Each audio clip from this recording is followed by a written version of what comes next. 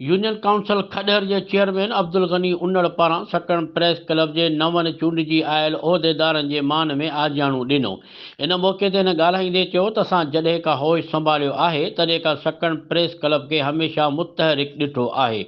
Club जे सहाफ़ियुनि जो किरदारु बि हिरख जे कपिड़े जियां उजरो ॾिठो अथऊं।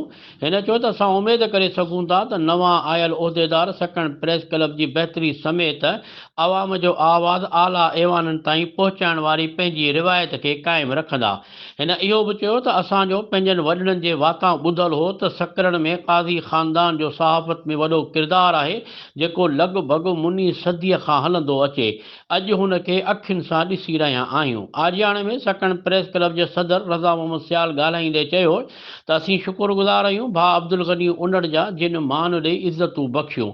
इनशाअल्लाह कोशिशि हूंदी त असां सकण प्रेस क्लब जी रिवायतुनि खे बरक़रार रखूं। आजियाणे में सकण प्रेस क्लब जो फिनांस सेक्रेटरी ग़ुलाम हैदर सोलंगी, जॉइंट सेक्रेटरी राजकुमार ओड, ज़ीशान सूमरो ऐं काज़ी जावेद सनाई पिणु मौजूदु हुआ।